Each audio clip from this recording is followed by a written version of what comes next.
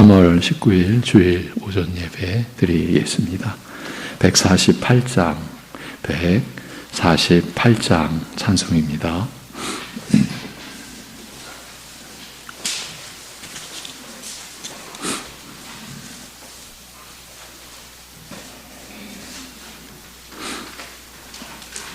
(148장) 찬송입니다.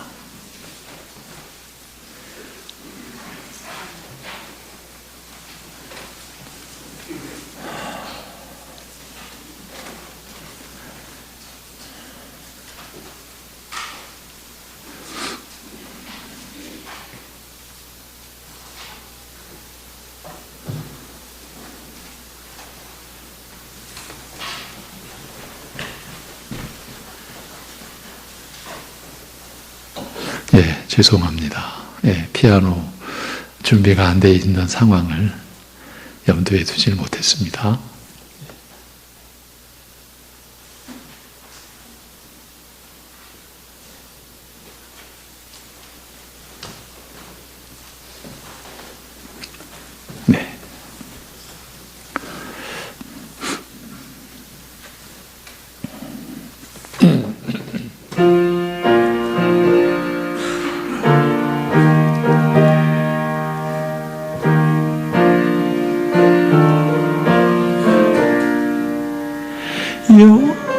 영화로운 주 예수의 십자가를 생각하면 세상 부귀 모든 영화 돈토만도 못하도다. 오 갈보리 주 예수 나를 위하여 십자가에 못 박히시 외로우신 나의 주 구주께서 죽으실 때 성전 휘장 찢어지어 구원의 길 여심으로 천국 기쁨 주셨도다. 오 갈보리 주 예수 나를 위하여 십자가에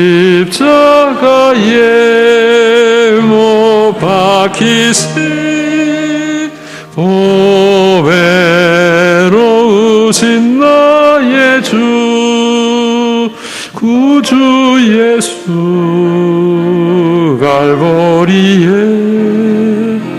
흘린 피와 물 가지고 나의 몸과 영혼까지 구속하여 주셨도다. 오 갈보리 주 예수 나를 위하여 십자가에 못 박히시 외로우신 나의 주 구주 예수 나를 위해 십자가에 죽었으니 그 사랑에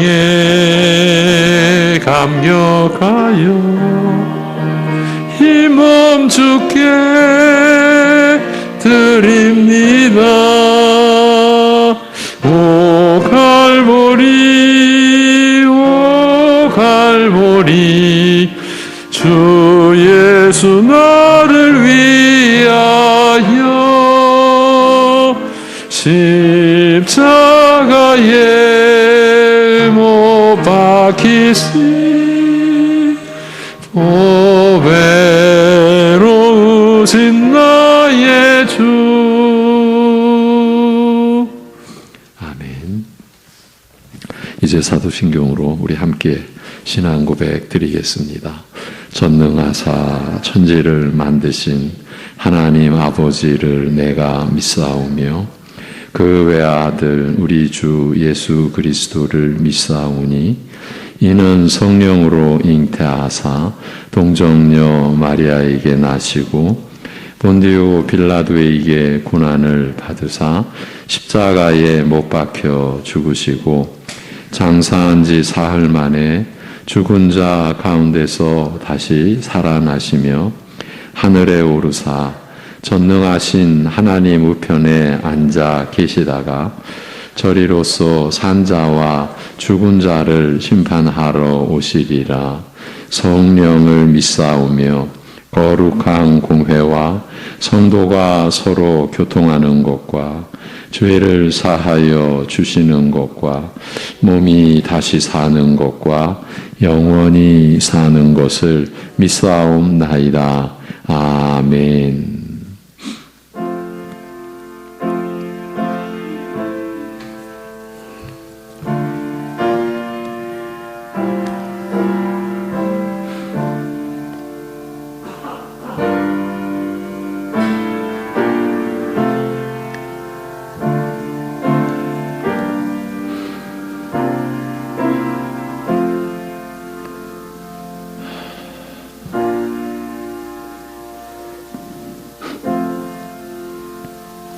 우리 구주 하나님의 자비와 사람 사랑하심이 나타날 때에 우리를 구원하시되 우리가 행한 바 의로운 행위로 말미암지 아니하고 오직 그의 긍휼하심을 따라 중생의 씻음과 성령의 새롭게 하심으로 하셨나니 우리 구주 예수 그리스도로 말미암아 우리에게 그 성령을 풍성히 부어주사 우리로 그의 은혜를 힘입어 의롭다 하심을 얻어 영생의 소망을 따라 상속자가 되게 하려 하심이라.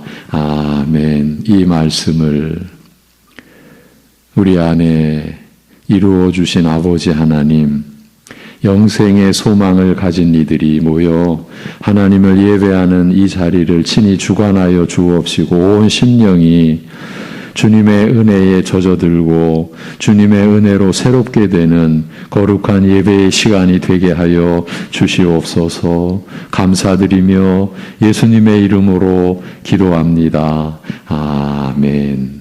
일어나셔서 함께 25장 찬송 드립니다.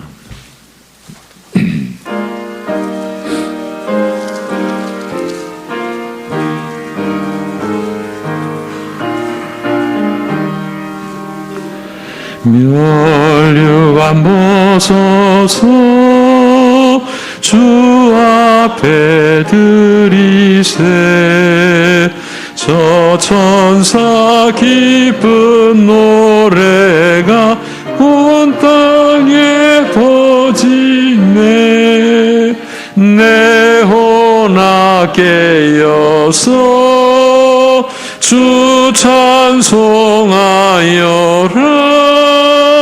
온 백성 죄를 속하신 만왕의 왕일세 멸류관 벗어서 주 앞에 드리세 그 손과 몸의 상처가 영광 중 빛나네 하늘의 천사도 그 영광 보고서 고난의 신비 알고자 늘 흠모하도다 멸류관 벗어서 주 앞에 드리세 온 세상 전쟁 그치고 참 평화 오겠네. 주 보좌 앞에서 온 백성 엎드려 그 한량없는 영광을 늘 찬송합니다.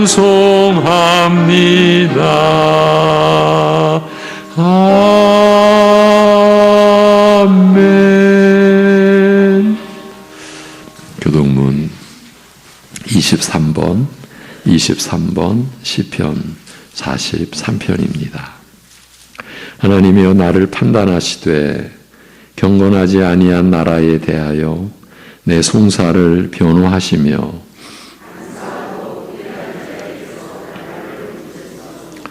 주는 나의 힘이 되신 하나님이시거늘 어찌하여 나를 버리셨나이까.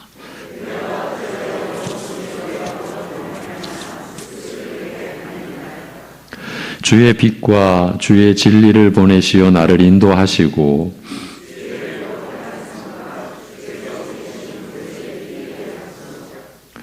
그런즉 내가 하나님의 제단에 나아가 나의 큰 기쁨의 하나님께 이르리이다.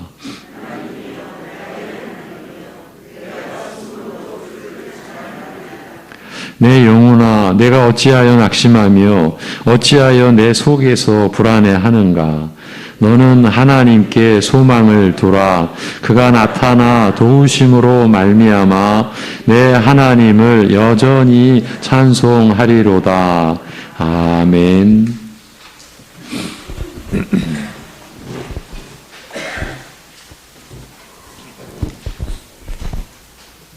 창조주요 구속주요 심판주이신 하나님 아버지, 거룩하신 하나님 앞에 죄와 허물과 영원히 멸망의 길로 나아갈 수밖에 없는 우리들이 아들을 내어신 그 사랑으로 말미암아 오직 그 긍휼이 풍성함에 힘입어 주 앞에 나가가 예배드릴 수 있는 은혜를 주심에 감사드립니다. 하나님 아버지, 그 성령의 그 비추심 아래 우리의 마음을 바라볼 때에 돈을 사랑하고 권력을 사랑하며 명예를 사랑하며 세상에 좋아 보이는 것들을 하나님보다 더 사랑하는, 탐하는 우상숭배의 죄악 가운데 너무나도 쉽게 빠져드는 우리의 모습들을 보게 됩니다. 하나님 아버지, 우리의 죄악들을 회개하오니 용서하여 주시고 우리의 힘과 능력으로는 불가능한 정한 마음을 우리 가운데 창조하여 주시며 정직한 영을 새롭게 하여 주시고 구원의 기쁨을 또 주님을 향한 그 자원하는 마음을 새롭게 하사 즐거이 주님을 사랑함으로 진리의 말씀을 그 사모함으로 우리들이 힘있게 나아갈 수 있도록 주님 기뻐하신 뜻을 향하여서 순종의 삶을 힘써 살아갈 수 있도록 도와주옵소서. 하나님 아버지, 성도들의 삶 가운데 아픔과 여러 가지 눈물과 여러 가지 그런 하나님 앞에서 우리들이 고민하는 여러 가지 삶의 문제들이 있습니다. 모든 것을 아시는 주님, 주님께서 주신 그 새 힘과 말씀 안에서의 위로로 다시금 주님을 바라보며 나아갈 수 있도록 도와주시고 우리들이 하나님을 대신하여서 의지하였던 사람들, 또 상황들, 우리들이 마치 하나님께 그 받은 것들이 나로부터 기인한 것처럼 우리들이 이렇게 오해하고 또 착각하였던 나의 그 자기의와 교만과 하나님 대신하여 자신을 의지하였던 그런 죄악들 회개하오니 우리의 온 마음이 주님을 향할 수 있도록 도와주시고 전적으로 주님을 의지하고 주님을 사랑하며 더욱더 주님을 향하여서 또 힘써 힘있는 순종과 기꺼이 주님께 모든 것을 내어 맡기는 그 은혜 가운데 우리들이 나아갈 수 있도록 도와주옵소서. 하나님 아버지, 시간 가운데 말씀을 듣습니다. 말씀을 전하시는 목사님께 성령의 큰 권능으로 역사하여 주시고 이 악한 세대의 그 풍조를 따라서 우리의 귀를 따라 듣기 좋은 말, 그러한 우리의 귀를 즐겁게 하는 말, 그러한 것들 우리들이 마음이 기울어지는 것이 아니라 성령께서 우리 마음에 빛을 비추어 주셔서 진리의 말씀이 우리 가운데 부딪혀 올 때 죄악된 부분들이 낱낱이 드러나게 하여 주시고 진실한 회개와 애통하는 마음과 그 가운데 주님을 향하여서 진리를 향하여서 살아가고자 하는 그 열망이 우리 가운데 부어진 바 되게 하여 주옵소서. 우리 마음 가운데 어떤 고통과 삶 가운데 어떤 손해와 그런 아픔과 눈물이 따른다 하더라도 진리를 따르는 길이 생명의 길이며 참 기쁨의 길이며 우리들이 나아갈 그 유일한 길이라는 다시금 확신과 소망 가운데 나아갈 수 있도록 이 시간 가운데 인도하여 주옵소서. 감사드리며 우리 주 예수 그리스도의 이름으로 기도드리옵나이다. 아멘.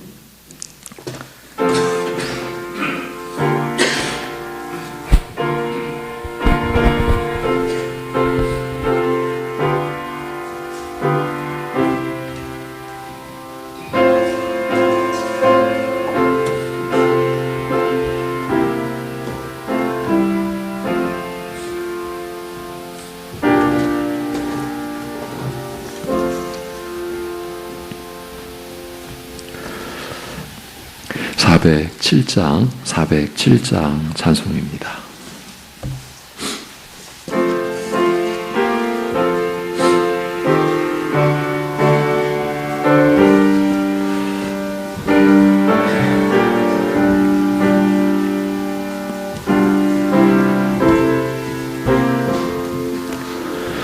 구주와 함께 나 죽었으니 구주와 함께 나 살았도다. 영광의 그날에 이르도록 언제나 주만 바라봅니다. 언제나 주는 날 사랑하사 언제나 새 생명 주시나니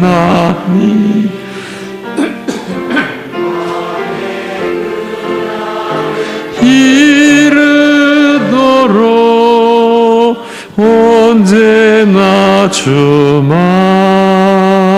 바라봅니다. 마음속에 시험을 받을 때와 무거운 근심이 있을 때에 주께서 그때도 같이 하사 언제나 나를 도와주시네. 언제나 주는 날 사랑하사 언제나 새 생명 주시나니 영광의 그날에 이르도록 언제나 주만 바라봅니다. 뼈 아픈 눈물을 흘릴 때와 쓰라린 마음으로 탄식할 때 주께서 그때도 같이 하사 언제나 나를 생각하시네. 언제나 주는 날 사랑하사 언제나 새 생명 주시나니 영광의 그날에 이르도록 언제나 주만 바라봅니다.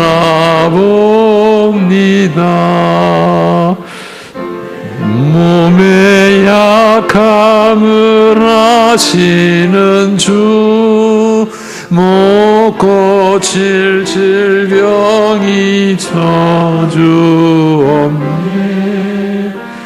괴로운 날이나 기쁜 때나 언제나 나와 함께 계시네. 언제나 주는 날 사랑하사 언제나 새 생명 주시나니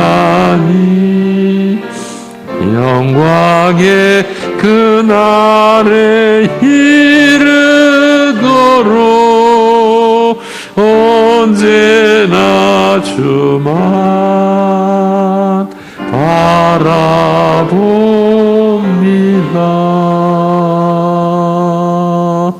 아멘.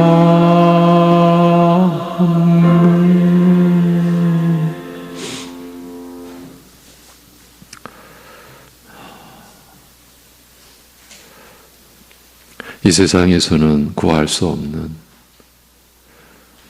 어떤 재물로도 살 수 없는, 우리 힘으로 이루어낼 수 없는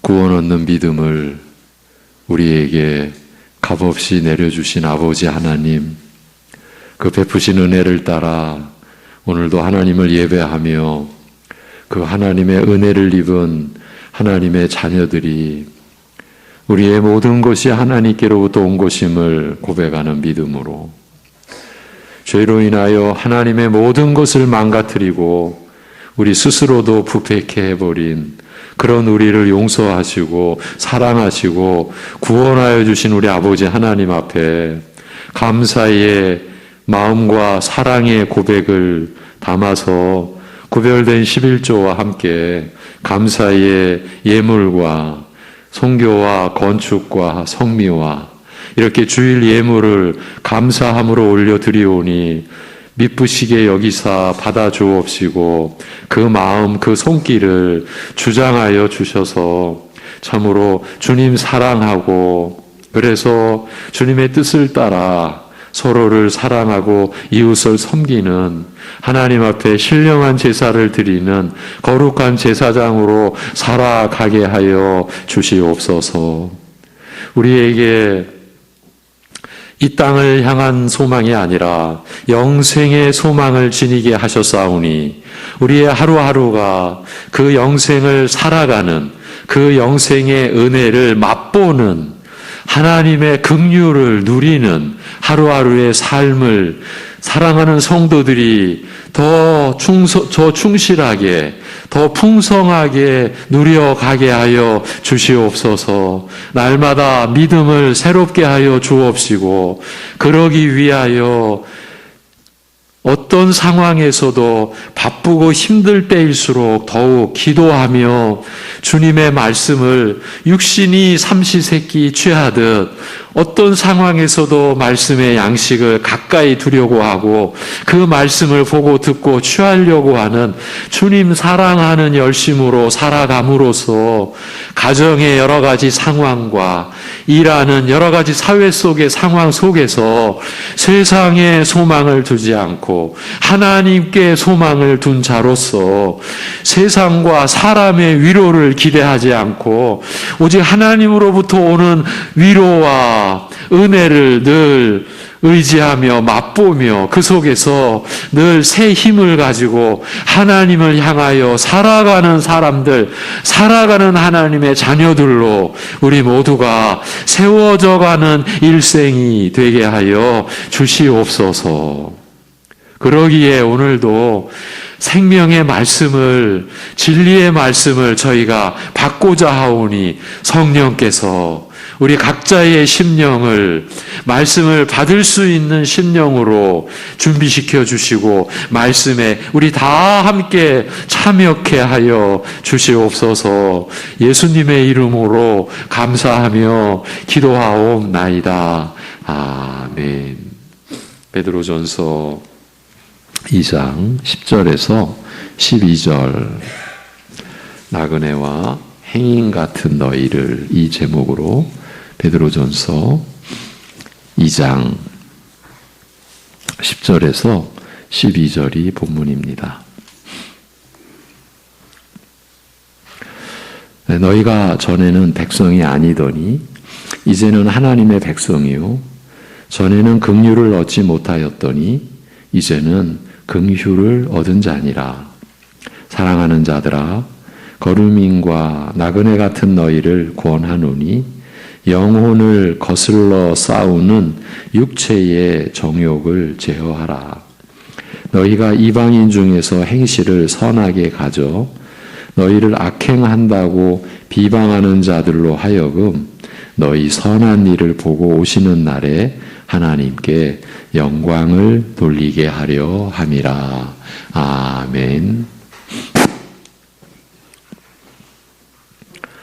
베드로전서 1장에서는 그리스도의 부활로 말미암아 중생의 은혜를 입은 것을 일깨우는 것으로 시작한 다음 이것이 하나님의 썩지 않을 말씀으로 거듭난 은혜임을 재확인하는 것으로 마치는 등 우리 믿는 자가 입은 은혜를 시종 중생의 관점에서 설명하고 있습니다. 베드로전서를 시작하면서 베드로 사도의 유언장과 같은 의미가 담긴 서신이 베드로 전후서라고 말씀을 드렸죠. 이제 주님의 부르심을 받을 날을 사도들께서는 아셨죠. 그래서 베드로 사도가 기록한 이 서신이 1장에서는 시종, 중생, 우리가 거듭난다라는 것은 죽었다가 다시 나는 것을 말하는 거죠. 그 거듭남의 관점에서 설명하고 있습니다. 서두에서부터 제 입장에서는 좀 어려운 말씀을 드려야겠습니다. 이런 내용이 어떤 분들에게는 듣기 껄끄러울 것입니다. 어쩌면 바로 그분들을 위해 이런 시도를 하는지도 모릅니다. 교회는 영적 실체를 갖고 있습니다. 곧 보이지 않는 실체를 지니고 있다는 말입니다. 그리하여 사람의 교회, 사람에 의한 교회, 그래서 사람만을 위한 교회는 없습니다. 왜냐하면 예수 그리스도께서 머리가 되시고 그 머리에 몸이 되는 것이 교회이기 때문입니다. 이것이 보이지 않는 교회의 실체입니다. 이렇게 보면 신자된 여러분은 각각 그 몸의 지체인 것이고 그 지체가 되는 여러분을 신자라, 곧 성도라 하는 것입니다. 이제 성경 말씀에서 교회를 가르쳐준 이런 내용을 우리가 음미하고 묵상하면 우리 신자 각 개인의 또 우리가 함께 이렇게 교회로 모이는 그 의미가 더 새로워지는 거죠. 그런데 신자는 교회를 출석한다고 해서 다 되는 것은 아닙니다. 달리 말하면 교회를 출석하는 교인들이라고 해서 전부 신자인 것은 아닙니다. 그러면 신자는 어떤 사람입니까? 여러분도 이 답을 알고 있습니다. 신자는 예수 그리스도를 믿는 사람입니다. 그런데 예수 그리스도를 믿는 신자는 자신이 왜 예수 그리스도를 믿는지 그 이유를 압니다. 예수 그리스도께서 자신을 위해 행하신 일이 있기 때문입니다. 그것이 바로 예수 그리스도의 죽으심과 부활입니다. 그러니까 내가 예수 그리스도를 믿는다는 것은 그리스도께서 나의 죄를 위해 죽으시고 부활하셔서 나를 의롭다고 여겨주신 것을 믿는 것입니다. 그러므로 신자는 그리스도의 죽으심과 부활이 믿어지는 사람들입니다. 하나님의 아들이신 그리스도께서 나의 죄 때문에 죽으시고 다시 살아나셨어요. 이 세상을 뒤엎는 이 한마디입니다. 다시 살아나셔서 하나님 아버지께서 나를 의롭다고 여겨주신 것이 믿어지는 사람들, 이들이 신자요 성도입니다. 그래서 우리 믿는 자들에게 일어나는 일은 그리스도를 빼놓고서는 말할 게 아무것도 없습니다. 그 시작이 그리스도의 부활로 말미암아 우리가 중생의 은혜를 입은 것입니다. 그리스도께서 죽은 자 가운데서 다시 살아나심으로 말미암아 우리도 중생 곧 거듭나는 은혜를 입었습니다. 그리스도께서 다시 사셨고 그로 말미암아 우리도 다시 살게 된 것입니다. 그리스도께서 다시 사셨고 그리스도를 믿는 우리도 다시 살게 된 것입니다. 역으로 그리스도의 부활이 없으면 우리의 중생도 없습니다. 이 거듭난다는 것, 중생한다는 것은 다시 태어나다라는 뜻과 함께 위로부터 나다는 뜻도 있습니다. 한 사람이 예수 그리스도를 믿을 때에 위로부터 임하는, 곧 하늘로부터 오는 은혜를 입는데 그것이 바로 그리스도의 부활로 말미암아 중생의 은혜를 입는 것입니다. 여기서 중요한 사실은 예수 그리스도를 마음으로 영접하고 믿은 후에 어떤 또 다른 것을 행하거나 이루어서 중생의 은혜를 입는 것이 아니라는 점입니다. 만약에 그렇다고 한다면, 그러니까 그리스도를 믿고 또 다른 것을 행해서 거듭나는 은혜를 입는다면 그리스도의 부활로 말미암아 우리가 중생의 은혜를 입은 것이라는 베드로전서의 말씀은 틀리게 되는 것입니다. 이 점을 강조해드리는 이유가 있습니다. 교회 안에 많은 분들이 그렇게 믿고 있기 때문입니다. 누군가가 잘못 가르쳤고 그 뒤를 분별 없이 따랐기 때문입니다. 그리스도를 믿은 후에 또 다른 무언가가 더해져서, 즉 우리의 어떤 행위가 보태져서 우리가 거듭나는 중생의 은혜를 입는 것이라고 주장하면 그게 바로 다른 교훈, 즉 다른 복음이 되는 것입니다. 그리스도를 믿는 것만으로는 충분치 않다는 교리가 되기 때문입니다. 그리스도를 믿는 것만으로는 충분치 않다라는 말보다 어쩌면 더 무서운 말이 없습니다. 왜? 너무나 틀린 말이기 때문입니다. 이 다른 복음과 관련하여 바울 사도가 갈라디아서에 기록해 놓은 구절이 있습니다. 그래서 오늘은 좀 화면을 준비했습니다. 갈라디아서 1장 6절 8절입니다. 같이 읽겠습니다. 시작. 그리스도의 은혜로 너희를 부르신 이를 이같이 속히 떠나 다른 복음을 따르는 것을 내가 이상하게 여기노라.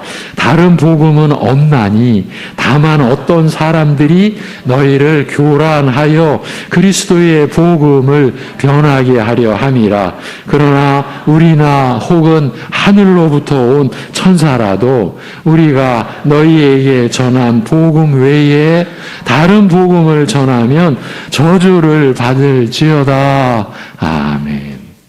갈라디아서에서 드러난 다른 복음이 지금 우리가 나누고 있는 그 내용입니다. 예수 그리스도를 믿는 것만으로는 충분치 않다. 보태져야 된다. 이제 그게 그 당시로는 할례고요. 그것만이 아닙니다. 오늘 현대판 할례 새벽 예배에 수개월 동안, 재작년 수개월 동안 다뤘습니다. 이 시대의 교회 안에 현대판 할례가 있는 거예요. 여러분, 무서운 거예요. 사실은 이 보이지 않는 영적 실상의 혼란이 우리에게 가져다주는 폐해는 사람이 어떻게 가늠할 수가 없는 정도이기 때문이에요.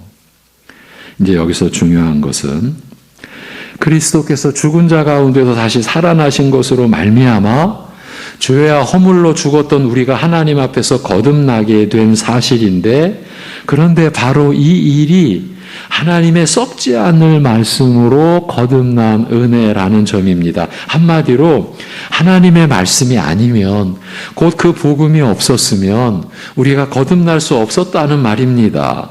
그리스도께서 우리를 거듭나게 하시기 위해 행하시고 이루신 일은 오직 하나님의 말씀으로 우리에게 전해지고, 하나님의 말씀은 기록된 성경의 말씀입니다.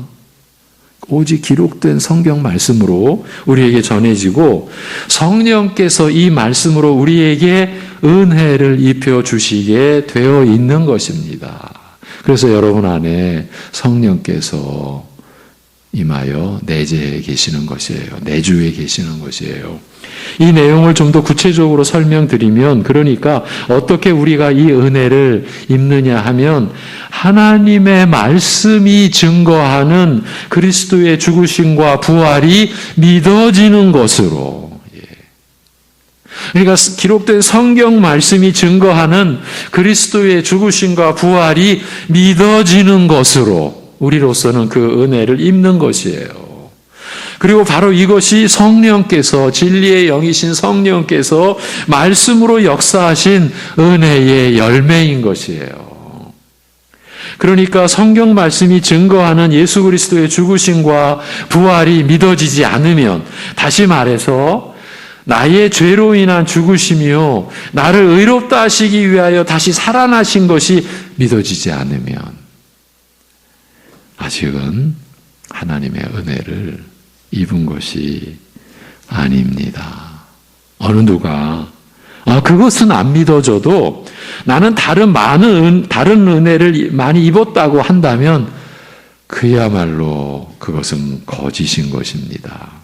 전혀 성립이 되지 않는 주장이기 때문입니다. 외인고안이 그리스도의 죽으심과 부활이 믿어지지 않는다는 것은 자신이 하나님으로부터 죄사함과 의롭다 여겨주시는 은혜를 받지 못한 것인데, 그 상태에서는 그 어떤 다른 은혜도 받을 수가 없게 되어 있기 때문입니다. 그런데도 자신은 은혜를 받는다고 하니 스스로 속고 있는 것입니다. 그리스도께서 나의 죄로 인하여 죽으시고 나를 의롭다고 하시기 위하여 다시 살아나신 이 사실이 나에게 믿어진다는 그 자체가 바로 내가 그리스도의 부활로 말미암아 중생의 은혜를 입은 것을 증거해 주는 것입니다. 죄와 허물로 죽어있던 내가 하나님 앞에서 다시 나지 않으면, 거듭나지 않으면, 중생의 은혜를 입지 않으면 그 누구도 그리스도를 믿을 수 없습니다.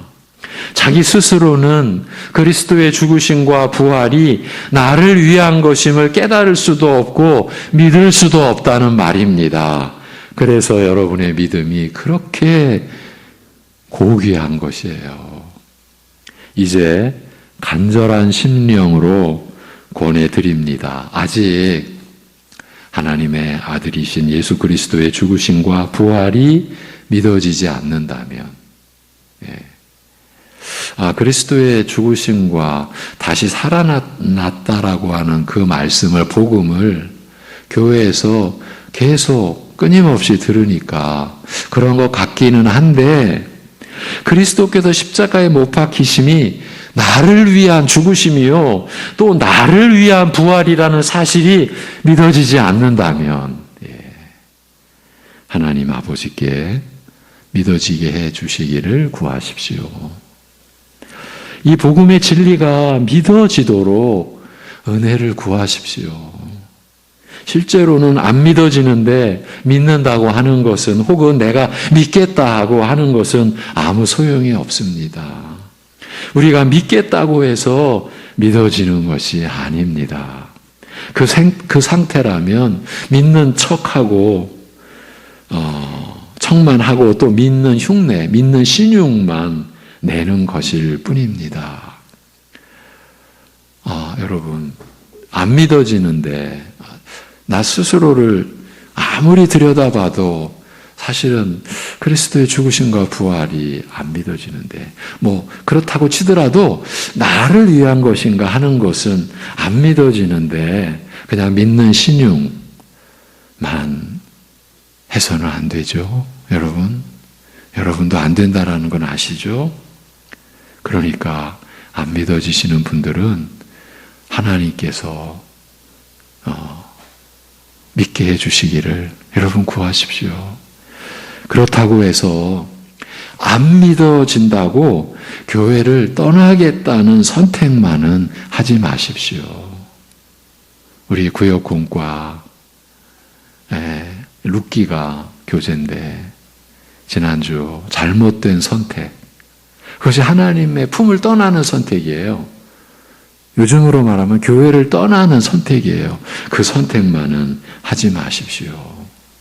제가 조심스럽게 한 가지 이 사례를 말씀을 드립니다.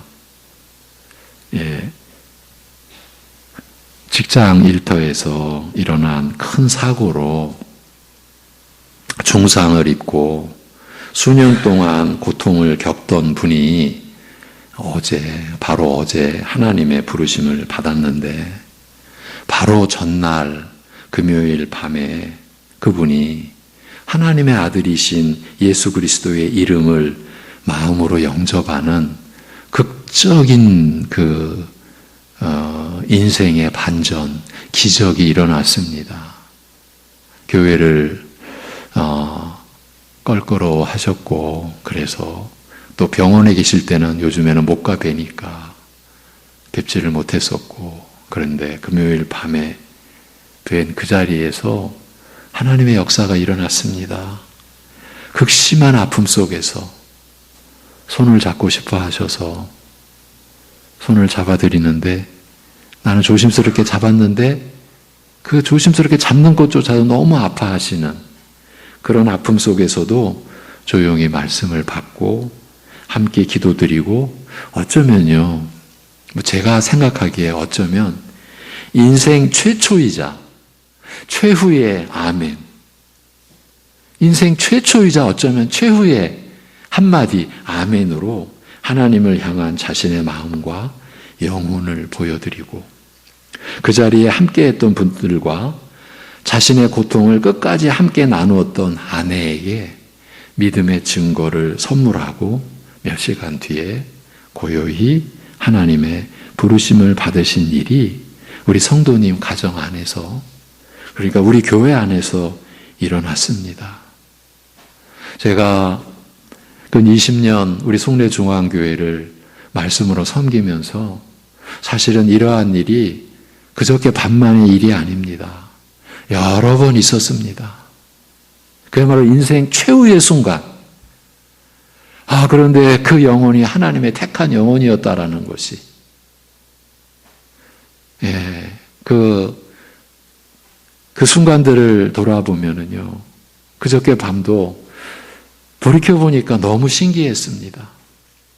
너무 아픈 분인데, 몸에 손 하나 대는 것도 어려워, 그렇게 극심한 고통 속에 있는데, 하나님의 말씀을 기다리는 그 모습은 너무나 평안했습니다.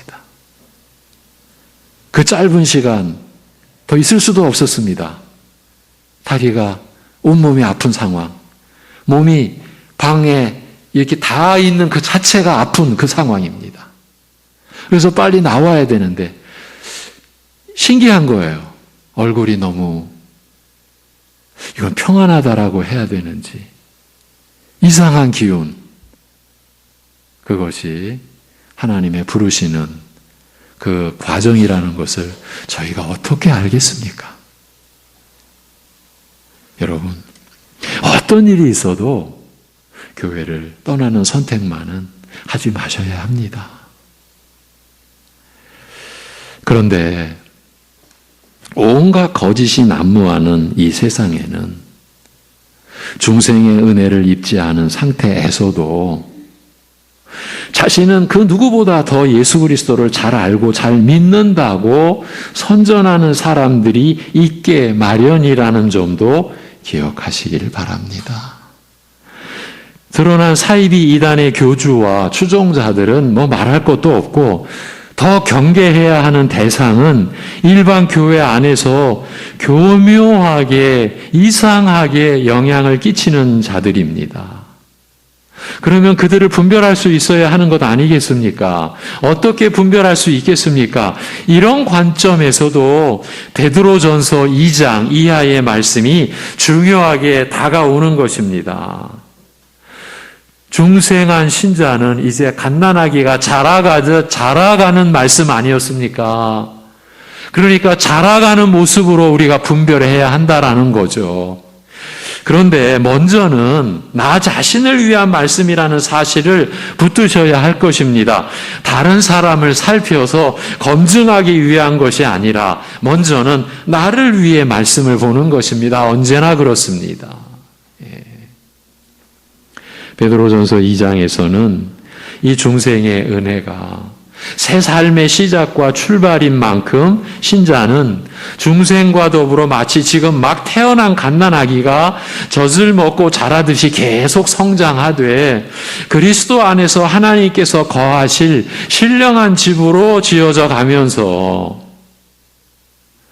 신령한 제사로 하나님을 섬기는 제사장으로 살아야 할 것을 가르치고 있습니다.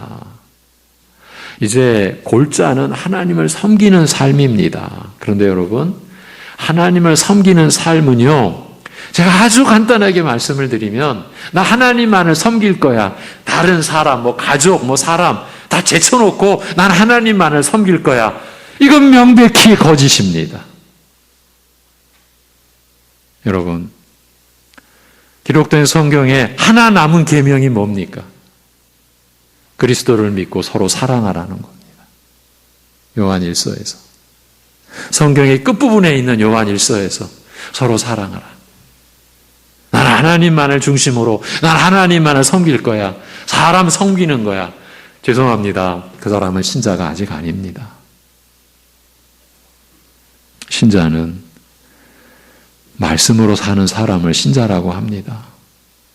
말씀으로 살려고 하니까 그리스도의 죽으심과 부활이 날로 새로워지는 거죠. 그리스도의 죽으심과 부활이 믿어지는 사람이 신자라고 했죠.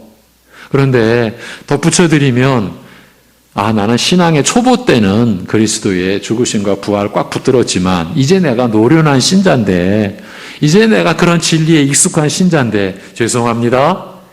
이것도 극히 위험한 겁니다. 더 10년, 20년, 30년 신앙의 연륜이 깊어갈수록 신자는 더 무엇을 붙잡습니까? 오직 그리스도의 나를 위한 죽으심과 부활하심의 그 은혜, 그게 날로 더 새로워지는 거예요.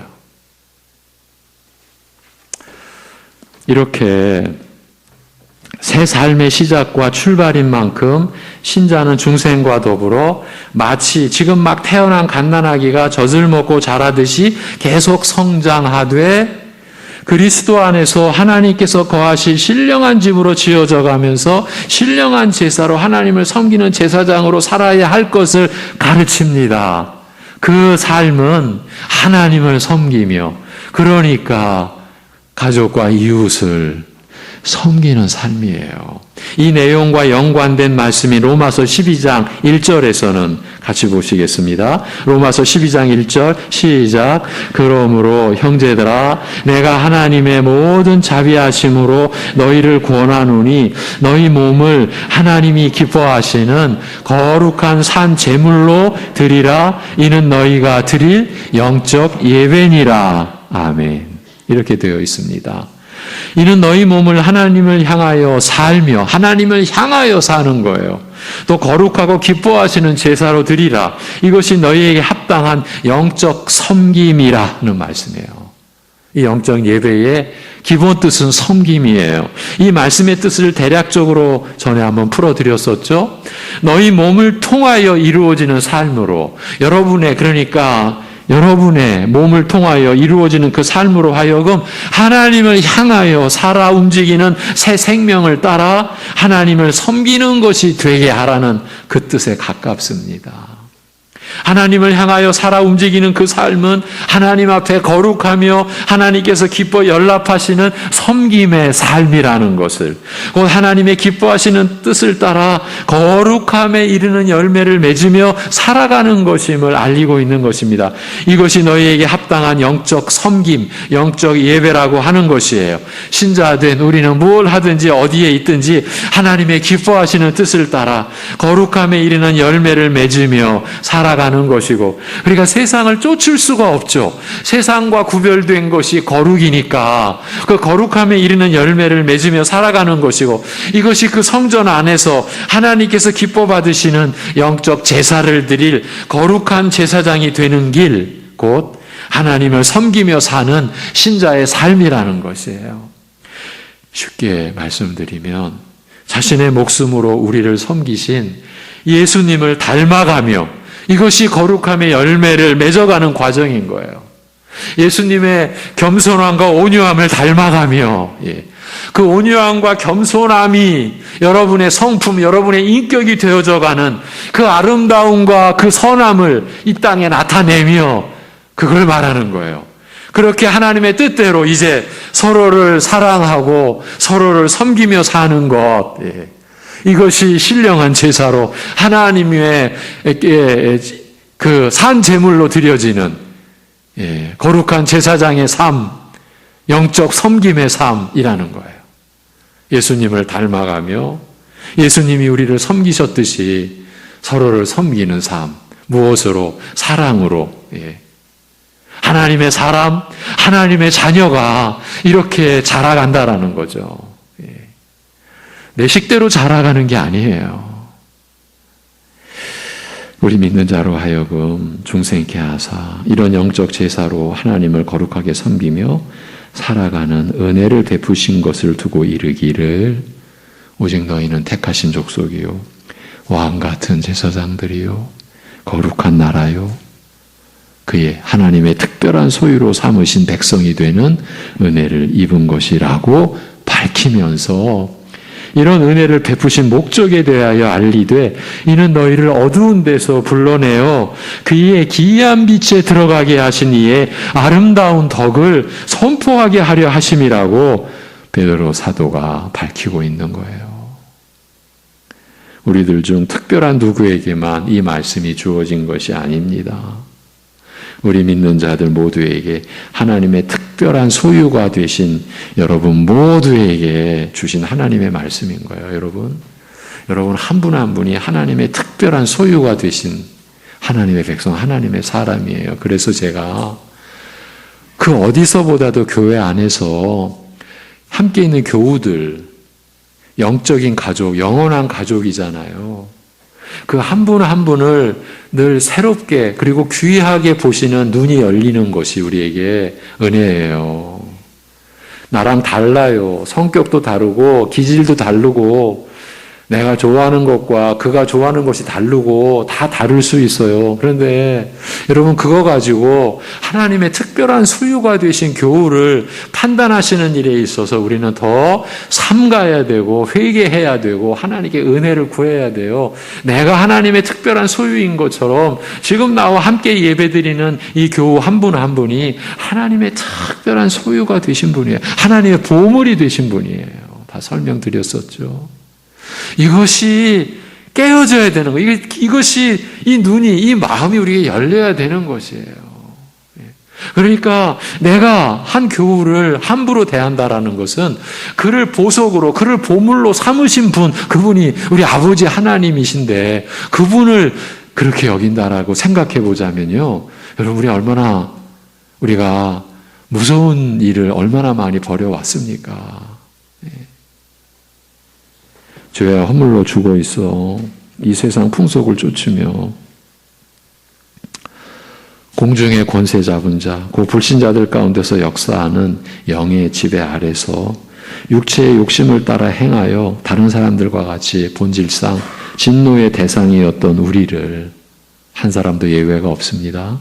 그런 우리를 죽은 자 가운데서 아들을 살리신 그 권능으로 살리시고 아들의 거룩한 형상을 담게 하신 은혜를 두고 이르시되, 어두운 데서 불러내어 그의 기이한 빛에 들어가게 하신 일이라고 말합니다. 여러분, 이것이 교회 안에서 일어나는 영적 실체인 것이에요. 교회 밖에서는 그 누구도 알 수가 없어요. 밖에서 교회를 평가하는 그것은 그냥 껍데기, 물론 그것도 우리가 준 어떤 요인 때문인 건 분명한데, 교회를 몰라요. 이런 사실을 어떻게 알아요? 어두운 데서 불러내어 그의 기이한 빛에 들어가게 하신 이 일을 어떻게 알아요? 무지와 거짓과 죽음의 어둠에서 벗어나 사람들이 떠들고 다니는 그런 진리가 아니라 하나님의 기이한 진리와 생명의 빛에 들어가게 하신 은혜라는 뜻이에요. 이것이 바로 영생의 소망을 갖게 하는 은혜인 것이에요. 이런 은혜를 우리에게 베푸신 목적에 대하여 밝히되, 우리로 하여금 이런 기이한 은혜를 베푸신 하나님의 아름다운 덕을, 하나님의 완전하신 성품을, 하나님의 영광을 선포하게 하기 위해서라고 말합니다. 물론 입으로 하나님의 기이한 은혜를 증거하는 것을 포함하겠으나, 무엇보다 이런 은혜를 입은 우리 자신이 그 신뢰로서, 여러분 자신이, 여러분 한 분 한 분이 그 신뢰로서 가장 확실하고 강력한 증거요, 산 증인, 살아있는 증인이 된다고 지금 말씀하는 거예요. 그렇게 볼 수 있다라는 거예요. 그렇게 보자면요, 여러분 한 분 한 분이 도대체 어떻게 얼마나 귀하고, 여러분 하루하루의 삶이 어떤 의미와 가치를 지니는 것입니까? 여러분, 우리 신자는요, 어제와 똑같은 오늘 하루, 그저 그냥 평범하고 지겨운 하루, 다 이런 생각 해보셨잖아요. 이제 떨쳐야 됩니다. 회개해야 됩니다. 우리 오늘 407장, 언제나 새 생명 주시나니, 언제나 우리를 사랑하사 새 생명 주시나니, 하루하루가 새 생명인 거예요. 그리고 7일마다 돌아오는 이 주일이 주일마다 또 새로워지는 거죠. 야, 이번 주일이구나. 또 주일이야? 여러분, 그러면 또 그리스도야? 우리가 그럴 수 있습니까? 나를 위해 죽으신 분이, 죽어주신 분이 하나님의 아들이신데, 내가 그것 때문에 죄사함 받고 영생의 소망을 지니고 하나님의 자녀라는, 이건 있을 수 없는 신분의 이런 변화를 내가 그분을, 또 그리스도야? 또 그리스도의 말씀이야? 여러분, 우리가 그럴 수 있습니까? 들어도 또 들어도 신비하고 신기하고 놀랍고 복되고 감사하고, 물론 그러지 않을 때도 있다라는 거 여러분 제가 모르겠습니까? 그런데 그런 순간을 또 넘어가면서 하나님은 우리를 또 책망하시고 우리는 또 깨닫고 회개하고, 그래서 결국에는 그렇습니다. 또 새롭습니다. 그리스도의 말씀이, 그리스도의 은혜가. 그렇지 않습니까?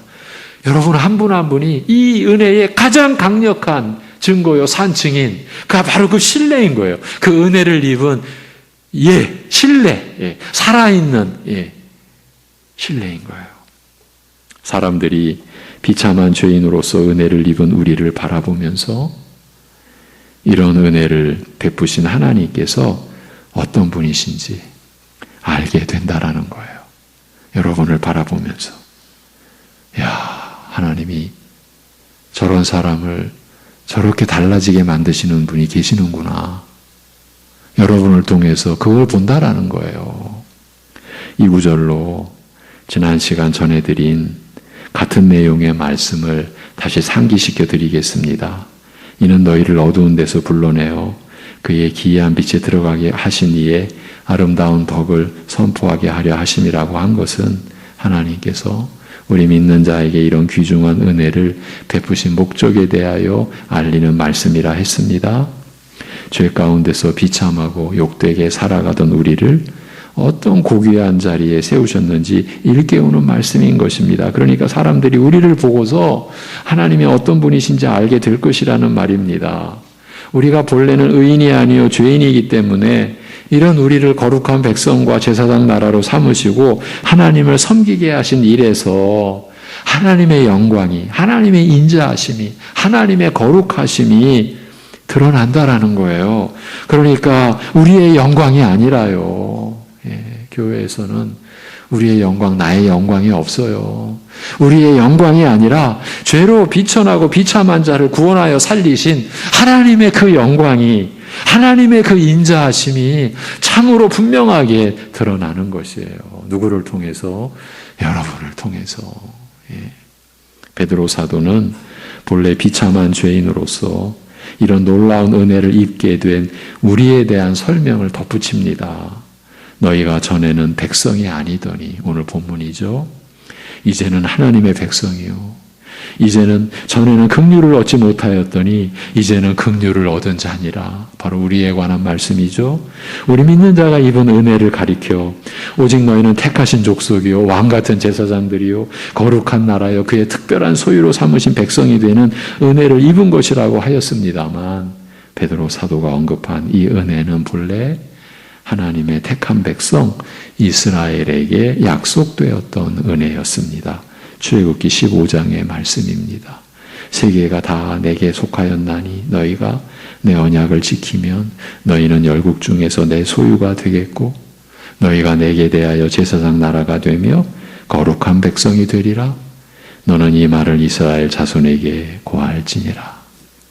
그러나 그리스도께서 오신 다음에 유대인과 이방인의 차이를 폐하시고 누구든지 믿음으로 이 약속에, 이 영원한 약속에 참여할 수 있게 하신 것을 두고 에베소서는 이렇게 말합니다. 에베소서 2장 11절에서 22절 깁니다. 같이 읽습니다. 시작. 그러므로 생각하라. 너희는 그때에 육체로는 이방인이요 손으로 육체에 행한 할례를 받은 무리라 칭하는 자들로부터 할례를 받지 않은 무리라 칭함을 받는 자들이라. 그때에 너희는 그리스도 밖에 있었고 이스라엘 나라 밖에 사람이라 약속의 언약들에 대하여는 외인이요 세상에서 소망이 없고 하나님도 없는 자이더니 이제는 전에 멀리 있던 너희가 그리스도 예수 안에서 그리스도의 피로 가까워졌느니라. 그는 우리의 화평이신지라. 둘로 하나를 만드사 원수된 것 그 중간에 막힌 담을 자기 육체로 허시고 법조문으로 된 계명의 율법을 폐하셨으니 이는 이 둘로 자기 안에서 한 새 사람을 지어 화평하게 하시고 또 십자가로 이 둘을 한 몸으로 하나님과 화목하게 하려 하심이라. 원수 된 것을 십자가로 소멸하시고 또 오셔서 먼 데 있는 너희에게 평안을 전하시고 가까운 데 있는 자들에게 평안을 전하셨나니 이는 그로 말미암아 우리 둘이 한 성령 안에서 아버지께 나아감을 얻게 하려 하심이라. 그러므로 이제부터 너희는 외인도 아니요 나그네도 아니요 오직 성도들과 동일한 시민이요 하나님의 권속이라. 너희는 사도들과 선지자들의 터 위에 세우심을 입은 자라. 그리스도 예수께서 친히 모퉁이 돌이 되셨느니라. 그의 안에서 건물마다 서로 연결하여 주 안에서 성전이 되어 가고 너희도 성령 안에서 하나님이 거하실 처소가 되기 위하여 그리스도 예수 안에서 함께 지어져 가느니라. 아멘. 교회에 관한 말씀, 이방인으로서 신자가 된 우리에 관한 말씀입니다. 이와 같이 그리스도께서 열어놓으신 이 은혜의 길을 따라 우리 이방인도, 유대인이 아닌 우리 이방인도 이스라엘에게 약속하신 축복에 참여하게 된 것을 두고 오늘 말씀은 너희가 전에는 백성이 아니더니 이제는 하나님의 백성이요 전에는 긍휼을 얻지 못하였더니 이제는 긍휼을 얻은 자니라고 말하는 겁니다. 본문 11절 12절 함께 읽습니다. 11절 12절 시작. 사랑하는 자들아 거류민과 나그네 같은 너희를 권하노니 영혼을 거슬러 싸우는 육체의 정욕을 제어하라. 너희가 이방인 중에서 행실을 선하게 가져 너희를 악행한다고 비방하는 자들로 하여금 너희 선한 일을 보고 오시는 날에 하나님께 영광을 돌리게 하려 함이라. 아멘. 사랑하는 자들아 나그네와 행인 같은 너희를 권하노니, 이 거류민이라는 것도요 외국인 나그네, 그래서 그냥 나그네와 행인이라고 예전 번역처럼 말씀을 드립니다. 이스라엘을 제사장 왕국과 거룩한 백성으로 세우신 것이 이스라엘을 땅의 모든 나라와 백성들로부터 거룩하게 구별하신 은혜였듯이, 이제 이스라엘에게 약속된 이 은혜에 그리스도로 말미암아 함께 참여하게 된 우리 신자 역시 세상으로부터, 세상의 모든 다른 부류로부터 구별되었음을 일깨우는 말씀입니다. 그들은 이제 세상에서 살아가면서 마치 남의 땅, 낯선 곳에 잠시 거주하게 된 타고 사람이나 나그네와 같이 발붙일 곳을 얻지 못하고 잠시 거주하게 된 타고 사람이나 나그네와 같이 발붙일 곳을 얻지 못하고 항상 외톨이로 겉도는 처지가 된 것을 일깨우는 말씀입니다. 신자가 이 세상 안에 이렇게 존재한다라는 거예요. 세상 안에서 아무리 오랫동안 섞여 살아도 여기가 바로 내가 속한 곳이라, 나도 저희와 하나라, 한 마음이 되어 함께 하리라는 생각이 들지 않는, 그런 생각이 들을 수 없는 그 생소함과 외로움을 느끼면서 롯이 소돔성에서 저희의 타락한 성품과 행실을 접하면서 날마다 의로운 심령이 상하였던 것처럼 보고 듣는 것마다 걸러내고 씻어내면서 상하고 무너진 것을 다시 고치고 세우면서 살아가야 하는 것입니다. 분명히 우리 믿는 자들을 향한 말씀인데도 이 말씀이 우리로 하여금 오히려 생소함을 느끼게 하는 면이 있다라는 점을 우리들 대부분은 부정하지 못할 것입니다. 우리가 이 세상에 대하여 마치 외톨이 같고 생소한 것이 아니라 지금 이 말씀이 우리에게 생소하게 들리는 면, 우리 대부분은 부정하지 못할 것입니다. 오늘은 여기까지입니다. 다음 주에 다시 보면서 이 11절, 12절 중심으로 말씀을 나누겠습니다. 기도드리겠습니다. 하나님 아버지, 우리를 거듭나게 하신 생명의 말씀, 복음의 말씀을 또 오늘도 위로부터 하나님으로부터 받습니다. 아버지 하나님, 이 말씀을 거부하는 심령이 없게 하여 주옵소서. 이 말씀이 어렵다고, 나로서는 감당하기 어렵다고 이 말씀을 마치 튕겨내듯 마음속에서 버리는 심령이 없도록 하여 주옵소서. 지금 내가 못 감당해도 나를 사랑하신 하나님께서 이 말씀이 내 육신 속에서, 내 영혼 속에서, 내 마음과 생각 속에서 풀어지고, 그래서 그 말씀에서 일어난 하나님의 뜻이 내 목숨보다 더 귀하게 여겨지고, 그래서 그 말씀을 따르고자 하고 그 말씀에 순종하고자 하는 기쁜 마음이 일어나게 될 그 날을 반드시 소망하고, 그 날이 반드시 올 것을 소망하고 주님께 소망을 두고 주님께 은혜를 구하고, 그리하여 말씀을 따라 살아가는 우리 성도들이 하루하루 더 충실하게, 그리고 더 신실하게, 그리고 더 자원하는 열심 있는 심령으로 하나님을 향하여 우리 모두가 살아가게 하여 주시옵소서. 때로는 병상 위에서도, 때로는 극심한 갈등과 고난 속에서도 우리는 하나님을 향하여 사는 것이며, 극심한 고난 속일수록 하나님께 나의 그 모든 문제를 전적으로 맡겨드릴 수 있는 그런 은혜를 허락하신 하나님을 체험하며 살아가는 우리들 되게 하여 주시옵소서.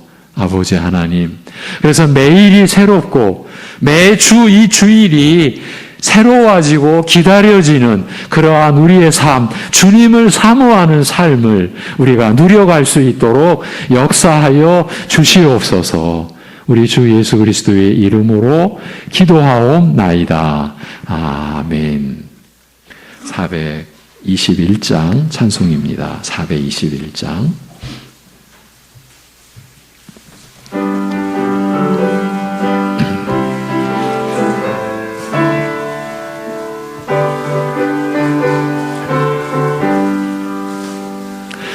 내가 예수 믿고서 죄사함 받아 나의 모든 것 다 변했네.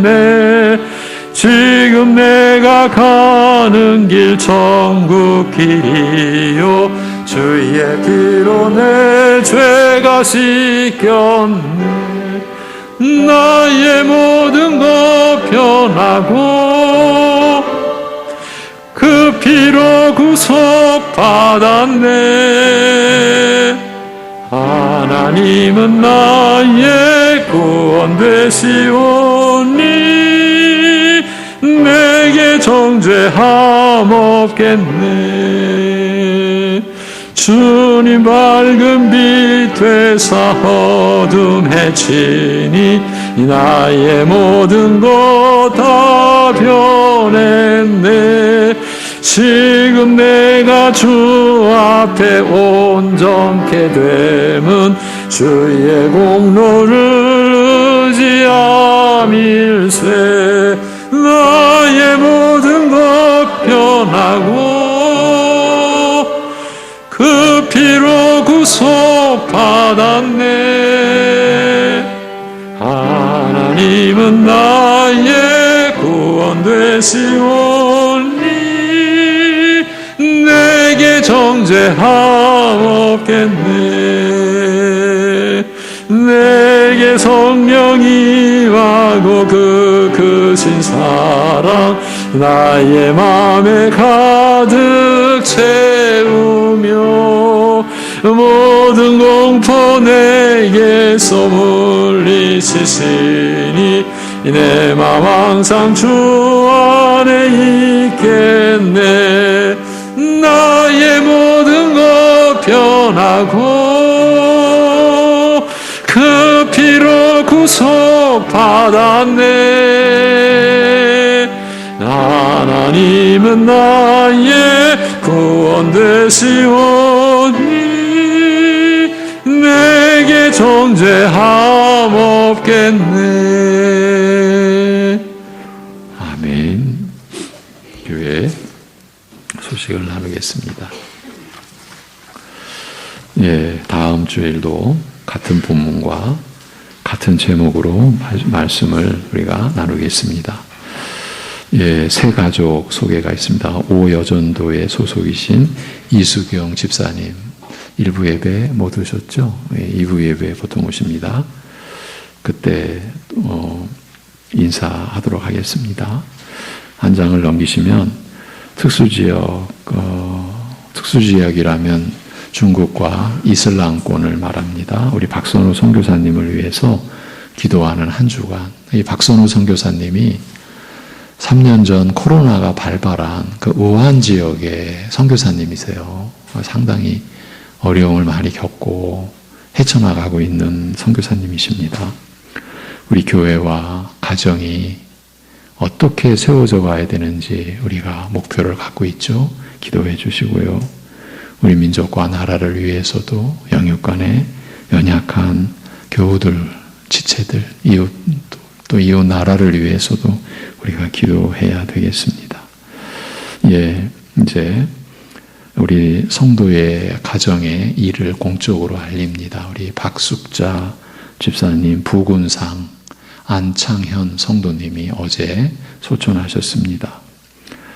근데 그 유족들의 반대로 안타깝지만 교회장으로, 그러니까 기독교 장례로 이 장례를 섬기지 못하는 상황이어서 제가 박 집사님에게 우리 안창현 성도님의 영혼과는 아무런 관계가 없다고 위로를 해드렸습니다.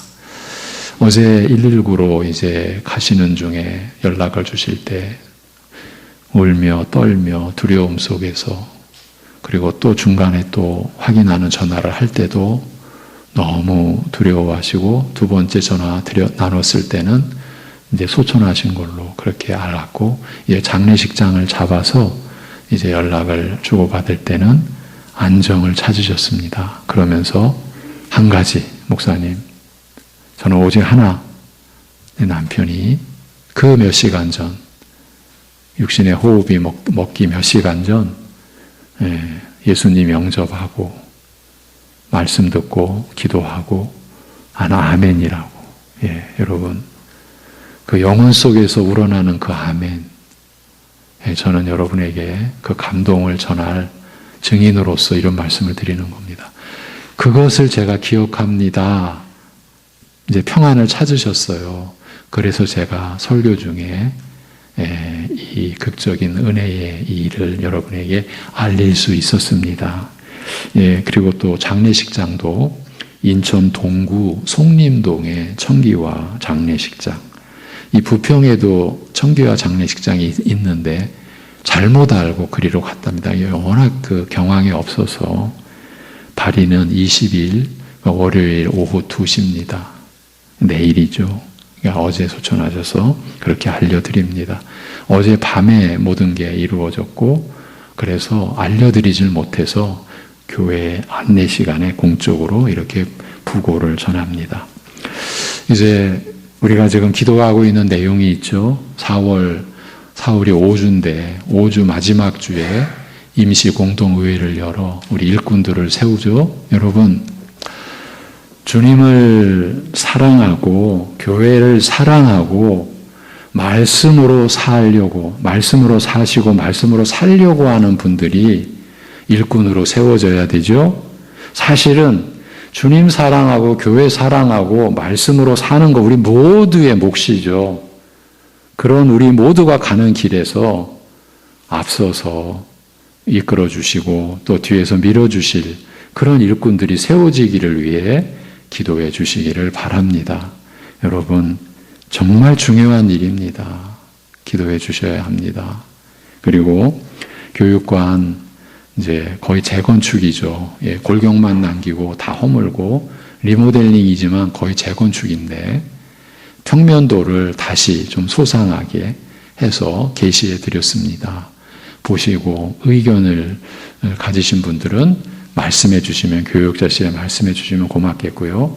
평면도 복사도 교육자실에 해 놓았으니까 가져가실 분은 교육자실에 가서 요청하시면 되겠습니다. 이 부분을 위해서도 함께 기도해 주시기를 바랍니다. 왜 이게 시급히 해야 되냐면, 오래된 건물이라서 붕괴의 위험이 있어서 이렇게 서두르는 거지 다른 의도는 아닙니다. 이렇게 어려운 때에 왜 이런 일을 하느냐 하는 것은 다른 게 아니라 위험해서. 그래서 처음에는 다 철거하고 다시 하려고 했는데 전문가가 오셔서 보시고 이 본당 철물 구조물보다 저 벽돌 구조물이 원래 튼튼합니다. 경비도 절약하시려면 그냥 골격은 놔두고 리모델링을 하십시오. 그렇게 해서 새로 그렇게 하게 된 거니까 그 점을 양해하시고 함께 기도해 주시기를 바랍니다. 우리 묵상 구절을 보시겠습니다. 잠언 29장 23절 같이 읽고 제가 축도함으로 일부 예배 마칩니다. 시작. 사람이 교만하면 낮아지게 되겠고 마음이 겸손하면 영예를 얻으리라. 아멘. 축도합니다.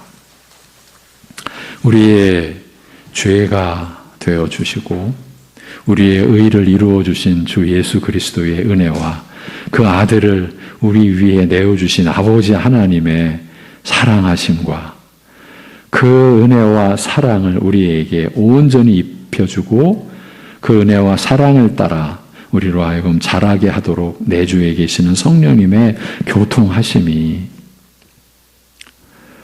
그리스도의 죽으심과 부활하심이 믿어지는 은혜를 입어 중생한 심령으로 하나님의 사람, 하나님의 자녀로 사는 그 기쁨, 그 감사로 어떠한 상황 속에서도 주님께만 소망 두고 주님으로만 도움과 힘을 얻고 위로를 받아 살아가는, 또 살아가고자 하는 모든 이들 가운데 영원히 함께 하시기를 주님의 이름으로 축원하옵나이다.